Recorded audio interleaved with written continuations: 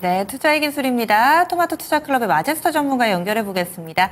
안녕하세요. 네, 안녕하세요. 마제스터입니다. 예, 오늘은 어떤 점을 좀 보시는지 키워드 먼저 알려주시죠.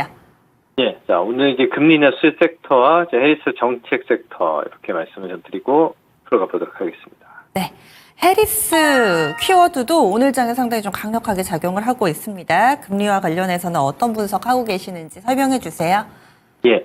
자, 이게 이제 오늘 그 FOMC에서 9월 달에 이제 금리가 0.5%로 인하를 했죠. 그러니까 여러 가지 이제 해석들이 많은데 일단은 중장기적인 측면에서는 이제 두 가지 측면을 볼 수가 있겠는데 첫 번째 제가 보는 건 인플레입니다.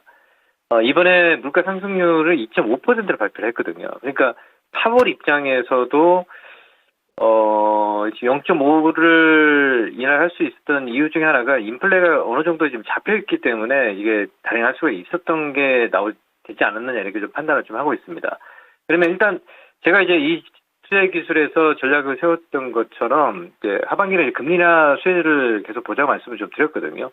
그 포커스를 맞춰가시면 되는 거예요. 단기적인 관점에서는 뭐 비건에 대한 어떤 그 우려감이 좀 경기 둔화 얘기가 좀 있을 수 있습니다만 지금 연준 입장에서는 이걸 지금 단행하지 않으면 굉장히 좀 어려운 입장이거든요. 예, 그래서 금리 인하 지금 양적 완화를 하지를 못하기 때문에 양축 긴축으로 가고 있는 상황이기 때문에 올 하반기까지 두 번 남아 있습니다. 0.5% 인하를 하게 되면 금리가 한 4% 초반권 뿐만 아닌 뭐 3% 후반권까지 내려오는 이런 모습들도 이제 확인되기 때문에 그에 대해서 맞추면 된다 이렇게 좀 보고 있고 전략을 세워 나가시면 된다 이렇게 말씀을 좀 드리겠습니다. 자, 그러면 이제 지금 우리가 추석 연휴 기간 동안에 가장 또 큰 이슈가 미국 대선입니다. 이제 대선의 판도가 이제 11월 달이고 이제 얼마 남지 않았거든요. 지금 보시면 해리스가 이게 폴리마켓인데 52%로 지금 이제 거의 뭐 확정적이고 시장에서 반영하는 것도 마찬가지.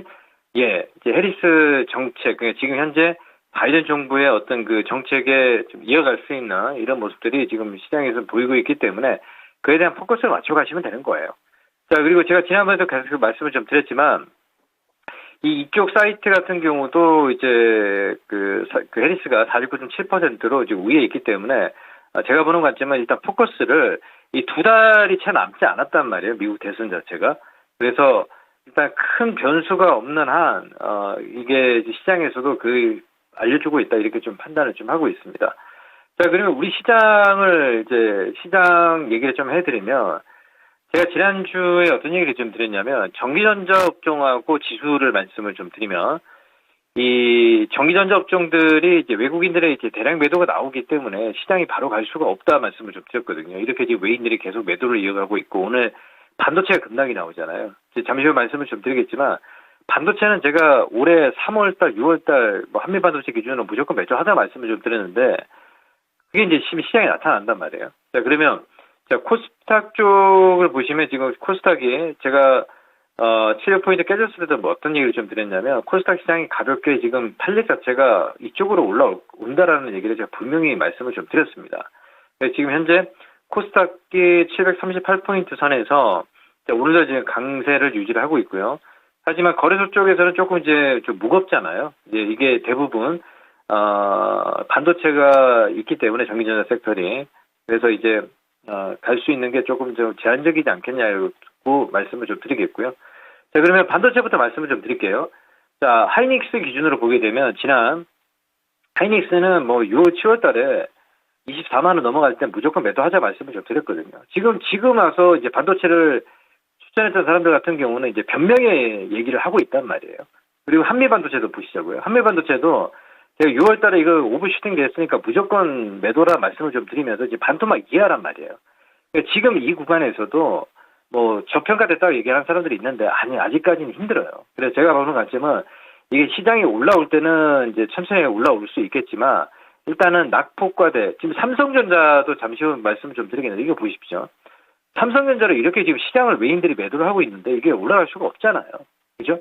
그러니까 불과 지금 한 두 달도 채 되지 않았습니다.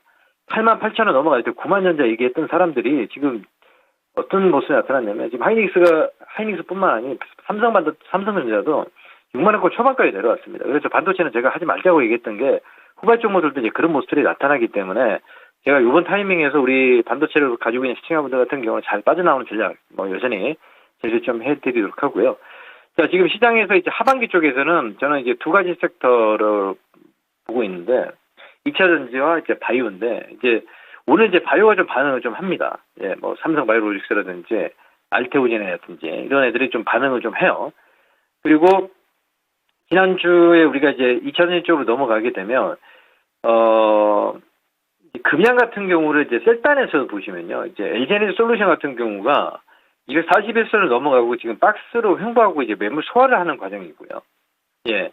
그리고 이제 삼성 SDI 같은 경우도 이제 방향이 하방에서 이제 상승으로 이제 추세 매물 소화를 하는 과정이고 그 과정에서 금양 같은 경우가 이제 4만원권에서 지금 5만원권까지 올라왔단 말이에요.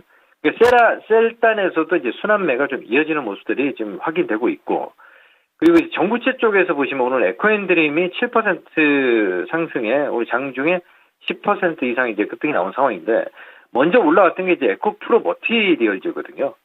지난 7만 원권에서 지금 10만 원권이면 지금 무려 지금 바닥에서 50% 이상의 상승이 나타났습니다. 50%. 그래서 제가 봤을 때는 이제 바닥권에서 이제 점진적으로 이제 2차 전지 쪽에서 셀에서 정부채, 그 양극재 쪽으로 이제 순환매가 좀 이어지는 모습이 나타나면서 진행이 되기 때문에 그 순차적으로 올라올 때 매수하지 마시고요.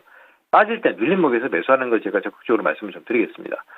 에코앤드림이 오늘 뭐 지금 보시면 7% 지금 상승이 나타나고 있는데 이 정부채 중심은 에코프로 머티라고 보고 있고 이제 에코프로 머티가 이제 바닥권에서 많이 올라와 있기 때문에 그 안에서도 이제 작게 순환매가 좀 이어지는 이런 모습들이 좀 확인되고 있다 이렇게 말씀을 좀 드리겠습니다. 이 장비주들도 지금 저는 뭐 간단하고 좀 판단을 좀 하고 있고 그리고 지금 최근에 TC스틸 같은 경우도 바닥을 찍고 지금 올라오고 있고요. 오늘은 약보합 정도 보합권에서 진행이 되고 있고 그리고 삼알미늄 같은 경우도 바닥 이제 다 찍는 모습이 보이고 있기 때문에 제가 이 시간에서 얘기했던 종목군들 2차전지 쪽으로 우리 시청자분들이 천천히 눌림목에서 계속 보시면 되겠고요. 금양 같은 경우도 지난 4만 원 뭐 초반구까지 내려올 때도 그 8천억금의 증자세 나왔지만 오히려 바다라고 말씀 좀 드렸습니다. 그래서 지금 제가 보는 관점은 오히려 지금 시간이 가면 갈수록 그 하반기 쪽뿐만 아니라 내년에도 마찬가지고요. 저는 금리나 섹터 쪽에서 2차 전지 뭐 시간이 가면 유리한 시간은 우리 편이다 이렇게 좀 판단을 좀 하고 있거든요. 그래서 지금 제약주들 쪽에서 그 포인트를 좀 체크하면서 우리 보시는 분들은 이제 보고 그리고 전체적인 큰 흐름에서는 제약주와 2차 전지 저는 2차 전지 최우선으로 생각하고 있기 때문에 2차 전지 섹터 순환매 눌림목에 잘 공략하는 포인트 제가 제시를 좀 해드리겠습니다.